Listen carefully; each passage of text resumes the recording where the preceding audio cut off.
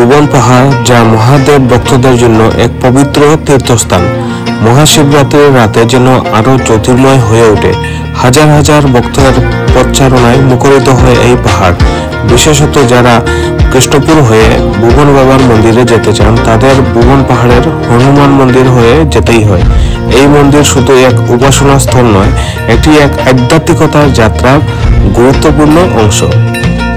গতকাল মহাশিবরাত্রির প্রথম দিন গভীর রাতেও এখানে ছিল ভক্তদের ঢল। পাহাড়ি পথ জুড়ে ছিল আলোয় ঝলমল দৃশ্য, ঘণ্টার ধ্বনি, ধূপের সুগন্ধ আর জয়শঙ্কর জয় বজরংবলীর গগন বিধারী জয়ধ্বনি। ভক্তদের চোখে ছিল অপার ভক্তি, হাতে পূজার সামগ্রী আর মনে ছিল শুদ্ধ প্রার্থনার স্পন্দন। কিন্তু এই রাত শুধু ভক্তি বা উপবাসের জন্য নয়, মানব সেবার এক উজ্জ্বল দৃষ্টান্ত স্থাপিত হয় এই পবিত্র ক্ষণে। আমলাঘাট স্বেচ্ছাসেবী দল ভক্তদের সুবিধার জন্য গরম চা, খিচুড়ি, ঔষধ এবং শিশুদের জন্য চকলেট বিতরণ করে, যা তাদের যাত্রাকে আরো সহজ করে তোলে।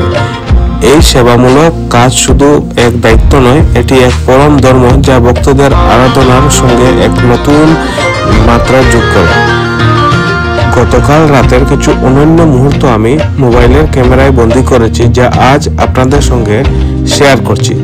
এই ভিডিওর মাধ্যমে আপনিও অনুভব করুন ভুবন পাহাড়ের সেই অলৌকিক পরিবেশ, যেখানে একসঙ্গে মিশে গেছে ভক্তি, বিশ্বাস ও মানব সেবা।